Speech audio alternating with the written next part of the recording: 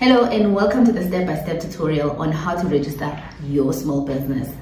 So you're looking to register a company on CIPC, but you don't know how to register the company. I'm going to be sharing with you a document on how to register your business.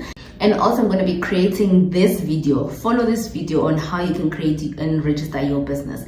Remember, once you've registered your business, you'll be issued a unique registration number for your business and also your tax number, your income tax number for your business automatically. If you're trading and you don't have a business registered, maybe do consider formalizing your business to register your business.